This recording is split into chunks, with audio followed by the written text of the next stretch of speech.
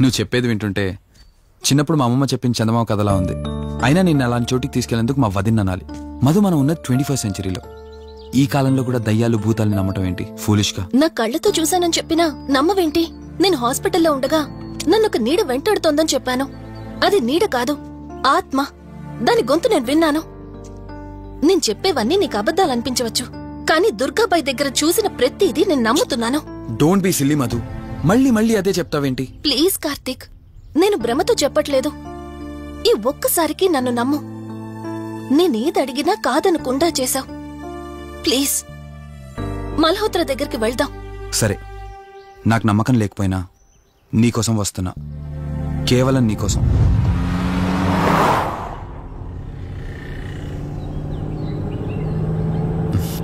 ఏంటి అలా చూస్తున్నావు? నేనెవరో ఏంటో తెలీదు, నా గతం ఏంటో తెలీదు. ఆ రోజు ప్రమాదంలో ఉంటే సేవ్ చేసి హాస్పిటల్లో అడ్మిట్ చేశావు. అంతటితో నీ బాధ్యత తీరిపోయిందనుకుని వెళ్ళిపోయి ఉండొచ్చు కదా. నువ్వు మామూలు కండిషన్లో ఉండుంటే నేను మీ ఇంట్లో వాళ్ళకి అప్పగించి ఒక కప్పు ఛాయ్ దాగి బాయ్ చెప్పి వెళ్ళిపోయేవాడిని. కానీ నేను నా కండిషన్లో చూశాక ఒంటరిగా వదలాలనిపించలేదు.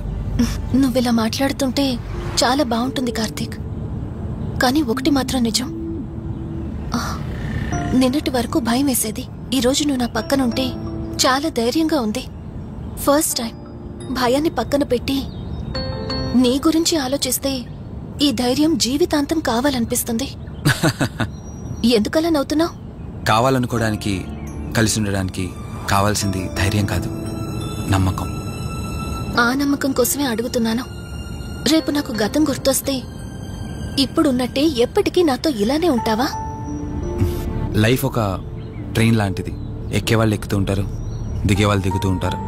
కాకపోతే మనకిష్టమైన వాళ్ళు పక్కనున్నంత వరకు, లాస్ట్ స్టేషన్ వచ్చేంత వరకు దిగాలనిపించదు. ఆ ఇష్టం మన పక్కనే ఉంటే? వదిన ఫోన్ చేస్తుంది. వదినా. కార్తీక్, దుర్గాబాయ్ నాకిప్పుడే ఫోన్ చేసింది. ఈరోజేవో గడియలు బాలేదంట. రేపు మార్నింగ్ రాహుకాలం తర్వాత రమ్మని చెప్పింది. ఇంతకీ మీరెక్కడున్నారు? వేటపాలెం దగ్గరలో వదినా. ఆల్రెడీ సగం దారి రీచ్ అయిపోయాం. సర్లే, ఓ పని చేయండి. నైట్ లో జర్నీ ఏం చేస్తారులే గాని దగ్గరలో ఎక్కడైనా స్టే చేసి మార్నింగ్ వెళ్ళండి. ఓకే వదినా, అలాగే. ప్రోగ్రాంలో చిన్న చేంజ్. మల్హోత్రా రేపు రమ్మన్నారట. బట్ నువ్వు కంగారు పడాల్సిందేం లేదు. దగ్గరలో వాసు గెస్ట్ హౌస్ ఉంది. ఇవాళ రాత్రి అక్కడ స్టే చేయొచ్చు మనం.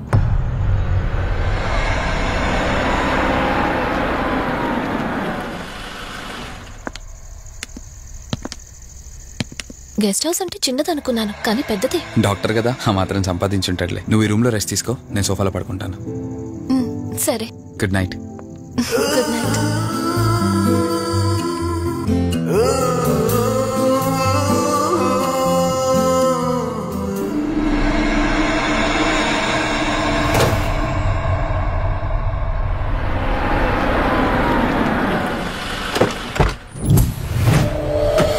నేను చెప్పింది తన గురించే. చూసా, తన చుట్టే తిరుగుతున్న ఆత్మని చూసా. ఒంటరిగా ఉండలేక, వదిలి వెళ్ళలేక నీడై వెంబడిస్తోంది. అంటే మూలా నక్షత్రం మొదటి గడియల్లో జన్మించిన వాళ్ళు కోరికలు తీరకుండా రాహుకేతువు గడియల్లో మరణిస్తే ఆత్మగా మారి భూమి మీదే తిరుగుతూ ఉంటారు. దీన్ని అంతం చేయడం అంత సులభం కాదు. మరిప్పుడేం చేద్దాం? ఇక్కడ నుండి సరిగ్గా 1 మైలు దూరాన పురాతన రావి చెట్టు ఒకటుంది. ఆ చెట్టు మొదల దగ్గర దుర్గామాత విగ్రహం ఉంటుంది. ఈ రోజు రాత్రి సరిగ్గా 11 గంటలకు అక్కడికి రండి.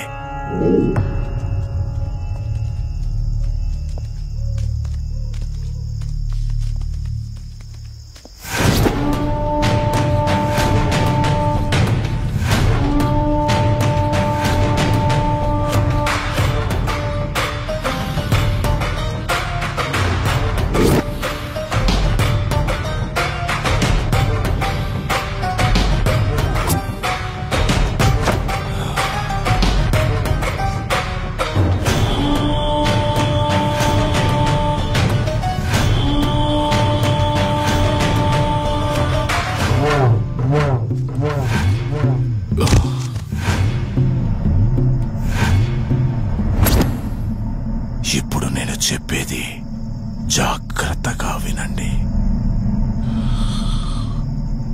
మనం ఆత్మని మోసం చేసి బంధిస్తున్నాం. ఆత్మను ఒక్కసారి మాత్రమే మోసం చేయగలం, రెండవసారి చెయ్యలేం. ఇక్కడి నుంచి కనిపిస్తుంది, ఆ చెట్టు వెనకమే నలుగురం ఉంటాం.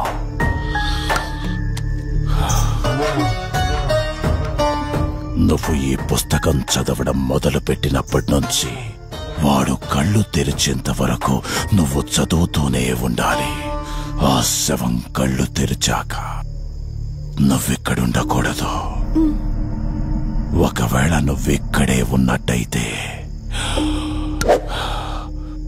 వాడు నిన్ను చంపేస్తాడు. చెప్పు, ధైర్యంగా చేయగలవా? చేస్తాను. సరే, చదవడం మొదలుపెట్టు. మధు, జాగ్రత్త.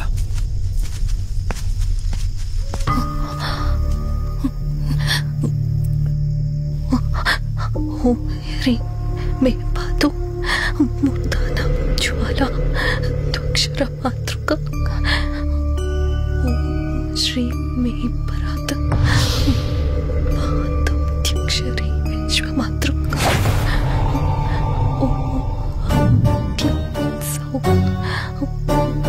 మాతృక సదేవి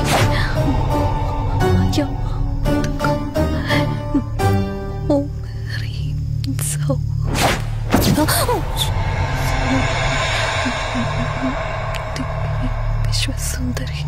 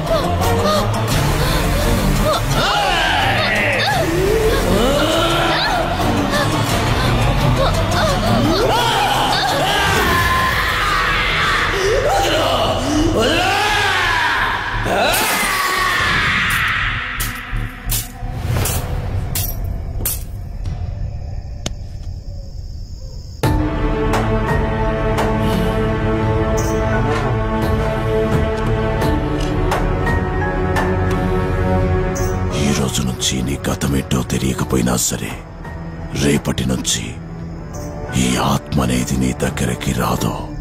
ఇది తీసుకెళ్ళి ఏదైనా పాడుపడ్డ చెరువులో వదిలేయండి.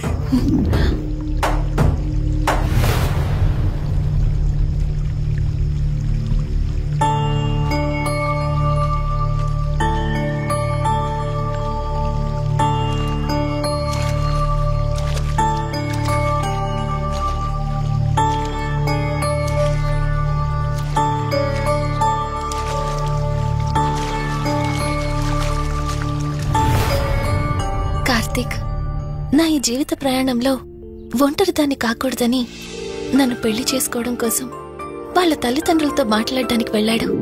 నా గత జీవితం గురించి నాకేమీ గుర్తులేదు, కానీ రాబోయే జీవితంలో అన్ని సంతోషాలే.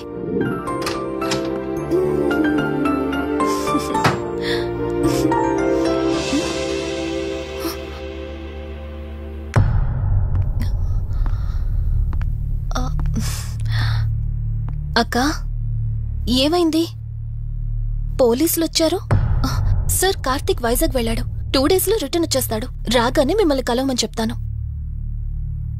ఏంటక్కా, ఎవరేం మాట్లాడడం లేదు? నీ భర్త వచ్చాడమ్మా. నా భర్త నా భర్త అవునమ్మా, ప్రూఫ్స్ అన్ని చెక్ చేశాం. ఎంక్వైరీ చేసి కన్ఫర్మ్ చేసుకున్న తర్వాతే ఇక్కడ తీసుకొచ్చాం. అతనే నీ భర్త.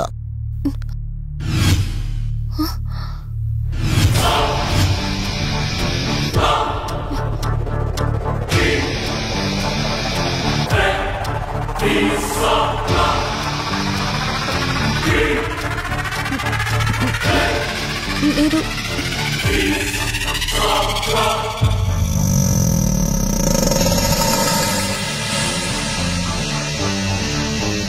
Hi, I'm Rishi. నేనే నీ భర్తని. నీ పేరు మధు కాదు, శివరంజని.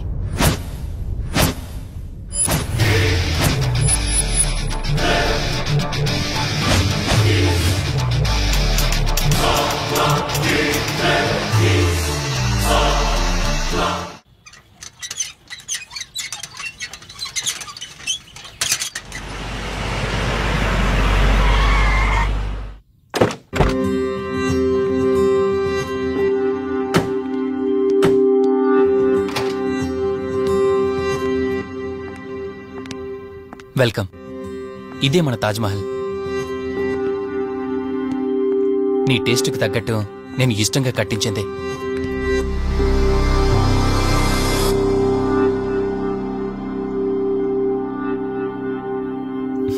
ఏంటలా చూస్తున్నా? ఇదే అన్నిటికంటే నీకిష్టమైన ఫోటో. మన పెళ్ళయ్యాక తీసుకున్న ఫస్ట్ ఫోటో. ఇదెప్పుడు మన కళ్ళ ముందే ఉండాలని నువ్వే హాల్లో పెట్టించావు. కమ్ నా తర. నేను మిమ్మల్ని ఒకటి అడగచ్చా? నేను ఆ రోజు చెరువులో ఎలా పడ్డానో, ఆ టైంకి నేను ఆ రోజు అక్కడ ఏం చేస్తున్నాను, అయినా ఆ పేపర్లో యాడ్ ఇచ్చి ఇన్ని రోజులైనా నన్ను తీసుకెళ్ళడానికి ఎందుకు రాలేదు? ఆ సంఘటన జరగటానికి కొన్ని గంటల ముందు నేను యుఎస్ వెళ్ళిపోయాను. తిరిగి వచ్చాక నాకు తెలిసిన ప్రతి చోట నేను వెతికాను. నువ్వెక్కడ కనిపించలేదు. చివరికి ఏం చేయాలో తెలియక పోలీస్ కంప్లైంట్ ఇవ్వడానికి వెళ్తే అప్పుడు తెలిసింది. అంటే ఈ 15 రోజుల్లో మీరింటికి ఒక్కసారి కూడా ఫోన్ చేయలేదా? లేదు. కారణం మన ఇద్దరి మధ్య జరిగిన గొడవ. గొడవ? ఎస్. 4 months బ్యాక్ మన లైఫ్లో ఒక ప్రాబ్లం వచ్చింది. మనకి యుఎస్లో బిజినెస్ ఉంది. దాన్ని నా పార్ట్నర్ కౌశిక్ నేను చూసుకునేవాళ్ళం. అందువల్ల మంత్లీ 15 days యుఎస్లో ఉండేవాణ్ణి. కరెక్ట్గా మన పెళ్లి రోజే నువ్వు తల్లివి కాబోతున్నావు తెలిసింది. బట్ అదే టైంలో నేను అర్జెంటుగా యుఎస్కి వెళ్లాల్సి వచ్చింది. ఆ తర్వాత ఒకరోజు నువ్వు కాలు జారి మెట్ల మించి కింద పడిపోయావు.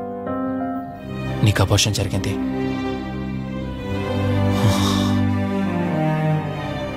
ఆ టైంలో నేను దగ్గరగా లేనని అప్పటి నుండి నువ్వు నన్ను దోషిగానే చూస్తున్నావు.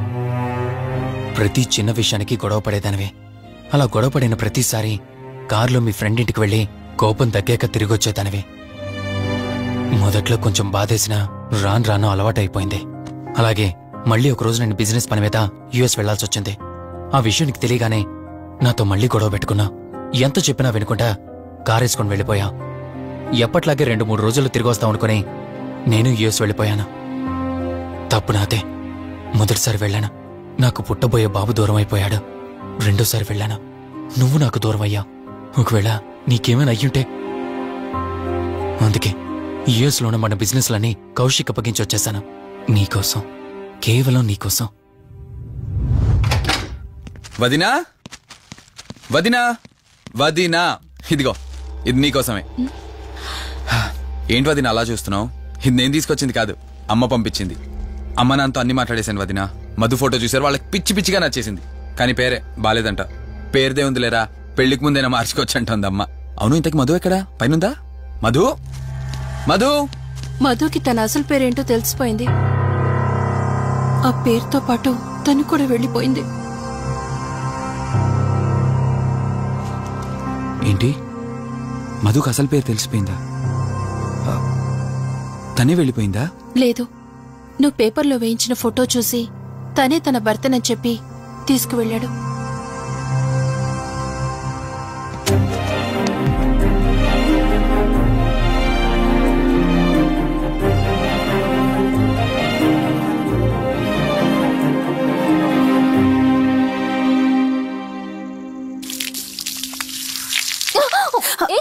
బావా, హే, సారీ. కావాలని చేసావు కదా నువ్వు. ఉండు, నిప్ప అని చెప్తాను. ఇది చూసావా? మన పెళ్ళైన కొత్తలో గార్డెనింగ్ చేస్తుంటే పొరపాటున నా కాలు తగిలి వాటర్ మీద పడ్డాయి. అంతే, వాటర్ పైప్ తీసుకుని నా వెంట పడ్డావు. ఇలాంటి చిలి పనులు చాలా చేసేదానివి. Ranjani, are you okay? నాకు నిద్ర వస్తుంది, నేను వెళ్ళి పడుకుంటాను. Sure, no problem.